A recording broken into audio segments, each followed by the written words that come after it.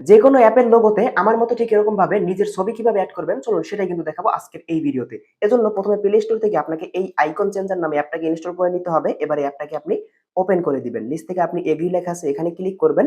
এবারে আপনার ফোনের সকল অ্যাপগুলো শো হবে। আপনি এখান থেকে যে অ্যাপের লোগোতে আপনার নিজের ছবি এড করতে চান সেই অ্যাপটাকে সিলেক্ট করবেন।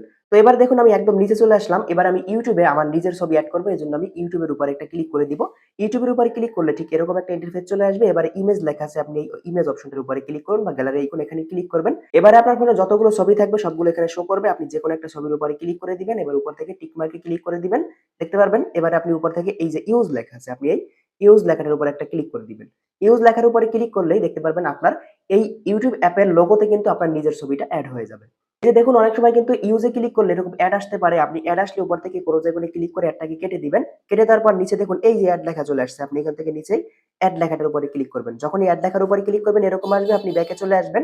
এবার এখান থেকে আপনার ফোনের হোম পেজে আসলে দেখতে পারবেন এখানে এই যে YouTube নামে একটা অ্যাপ কিন্তু এখানে চলে আসবে। আপনি যদি এটার উপরে ক্লিক করেন আপনার নিজের ছবির উপরে তাহলে অটোমেটিক কিন্তু YouTube ওপেন হয়ে যাবে। ঠিক এভাবে প্রত্যেকটা অ্যাপে কিন্তু আপনি এই কাজটাকে করে নিতে পারবেন।